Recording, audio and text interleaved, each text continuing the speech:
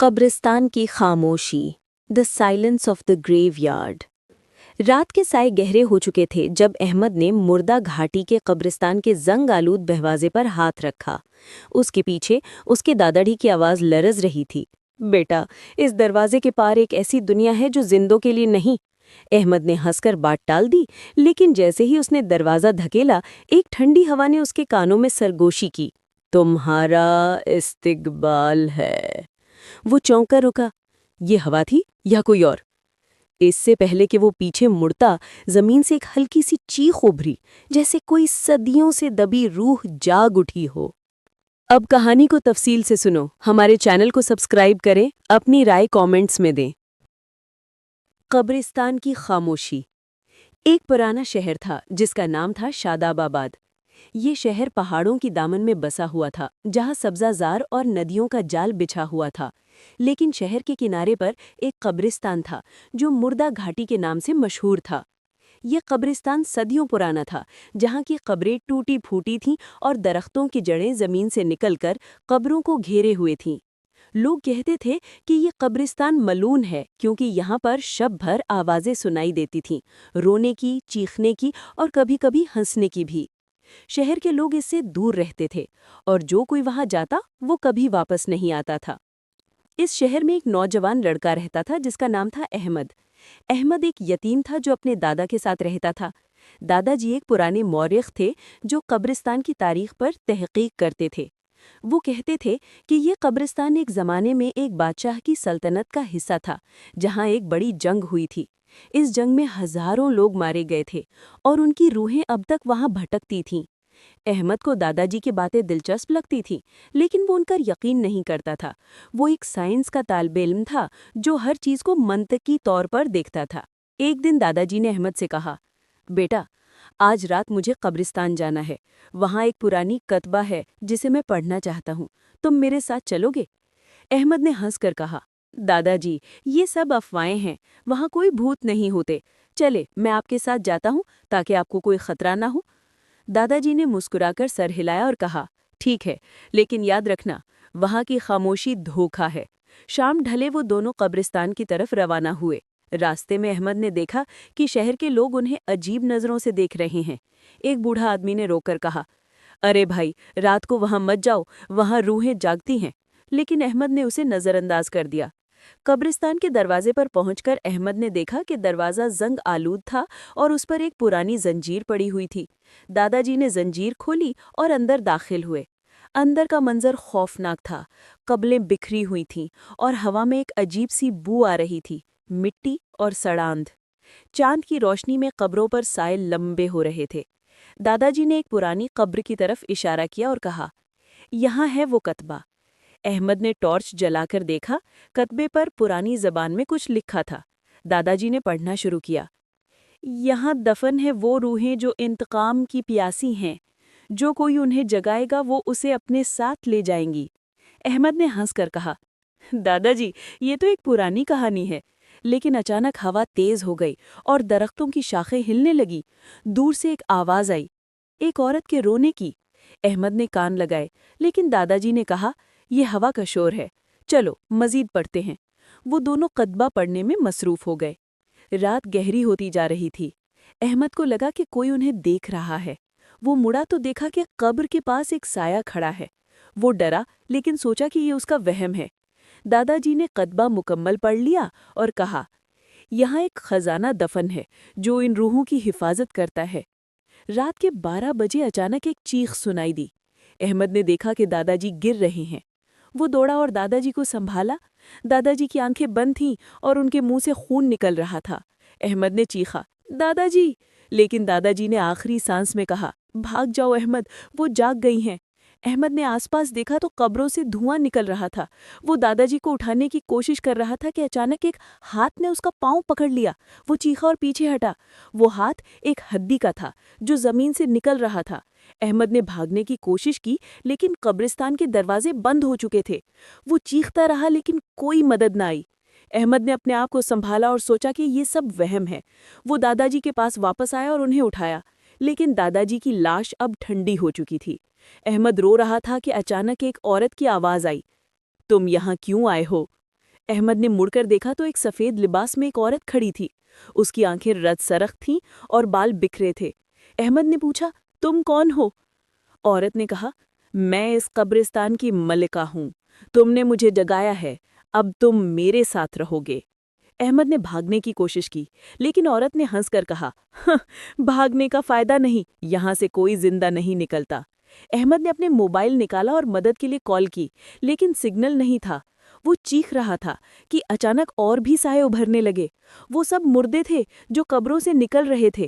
احمد نے دیکھا کہ ان کے چہرے مسخ ہوئے تھے اور آنکھیں خالی تھیں۔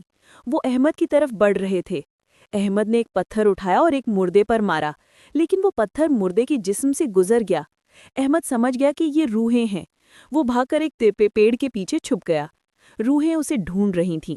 احمد کی سانس تیز تھی اور دل کی دھڑکنیں سنائی دے رہی تھیں۔ رات بھر احمد چھپتا رہا۔ صبح ہونے پر روحیں غائب ہو گئیں۔ احمد نے دادا جی کی لاش کو دیکھا اور رویا۔ وہ قبرستان سے باہر نکلا اور شہر کی طرف بھاگا۔ شہر والوں نے اسے دیکھا تو حیران ہوئے۔ ایک نے پوچھا، تم زندہ کیسے نکل آئے؟ احمد نے ساری کہانی سنائی، لیکن کوئی یقین نہ کیا۔ وہ کہتے تھے کہ دادا جی کو دل کا دورہ پڑا ہوگا، لیکن احمد جانتا تھا کہ یہ سچ ہے۔ وہ قبرستان کی ملکہ کو بھول نہ سکتا تھا۔ اب وہ ہر رات خواب میں اسے دیکھتا تھا۔ روحوں کا انتقام۔ احمد کی زندگی بدل گئی۔ دادا جی کی موت کے بعد وہ اکیلا رہ گیا تھا۔ شہر والے اسے پاگل سمجھتے تھے کیونکہ وہ قبرستان کی کہانیاں سناتا رہتا تھا، لیکن احمد کو یقین تھا کہ وہ روحیں حقیقت ہیں۔ ایک دن اس نے دادا جی کی ڈائری ملی جس میں قبرستان کی پوری تاریخ لکھی تھی۔ ڈائری میں لکھا تھا کہ صدیوں پہلے ایک بادشاہ نے اس جگہ پر ایک محل بنایا تھا۔ بادشاہ کی ملکہ خوبصورت تھی، لیکن ایک سازش میں اسے قتل کر دیا گیا۔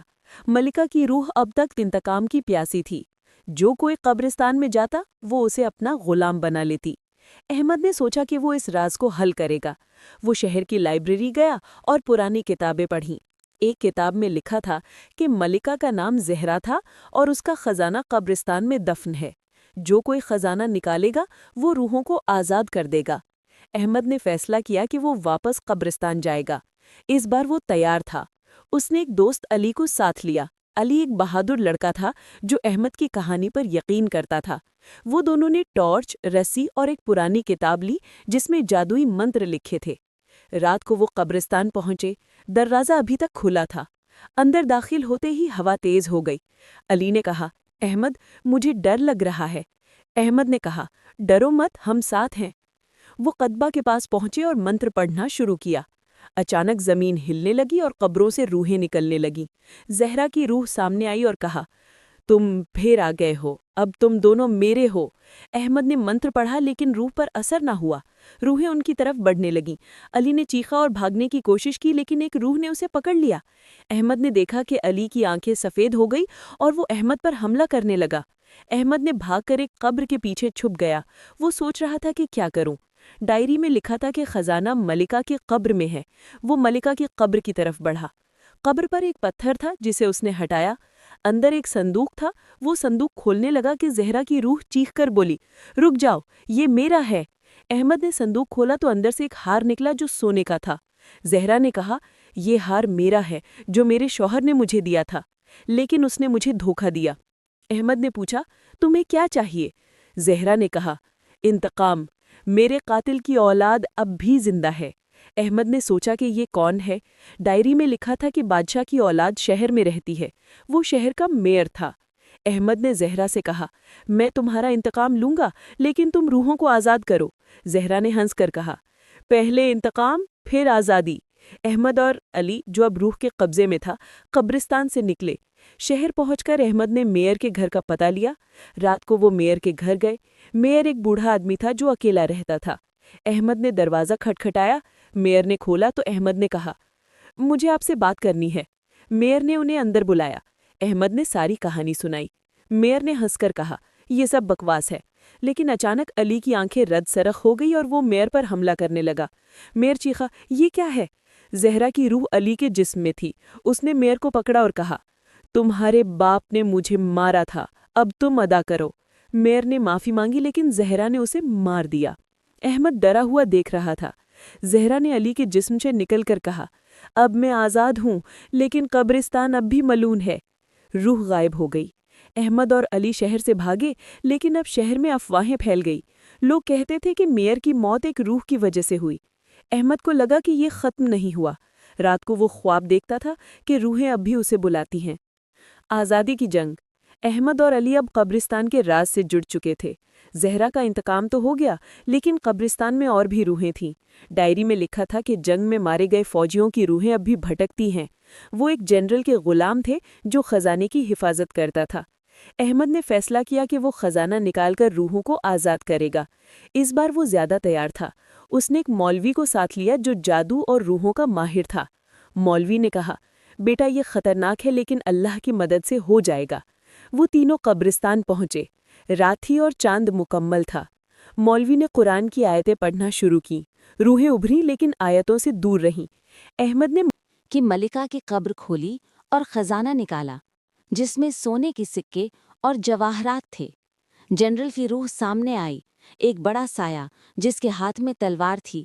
جنرل نے گرج کر کہا، یہ خزانہ میرا ہے، تمہیں مار دوں گا۔ مولوی نے آیات پڑھی اور جنرل پیچھے ہٹا۔ احمد نے خزانہ جلانے کی کوشش کی کیونکہ ڈائری میں لکھا تھا کہ خزانہ جلانے سے روحیں آزاد ہو جائیں گی، لیکن جنرل نے حملہ کیا۔ علی نے مولوی کو بچایا لیکن خود زخمی ہو گیا۔ احمد نے آگ لگائی اور خزانہ جلنے لگا، روحیں چیخنے لگیں۔ جنرل نے احمد کو پکڑا لیکن مولوی کی آیات سے وہ کمزور ہو گیا۔ خزانہ جل کر راکھ ہو گیا اور روحیں آسمان کی طرف اڑ گئیں۔ قبرستان کی خاموشی ٹوٹ گئی اور ایک روشنی پھیل گئی۔ احمد، علی اور مولوی زندہ بچ گئے۔ صبح ہونے پر وہ شہر واپس آئے۔ اب قبرستان پرسکون تھا۔ لوگ اب وہاں جا سکتے تھے بغیر ڈر کے۔ احمد نے دادا جی کی یاد میں ایک یادگار بنائی۔ اب وہ ایک نئی زندگی شروع کر رہا تھا، لیکن وہ جانتا تھا کہ کچھ راز اب بھی دفن ہیں۔ کیا آپ کو یہ کہانی اچھی لگی؟ ہمیں بتائیں اور ہمارے چینل کو سبسکرائب کریں۔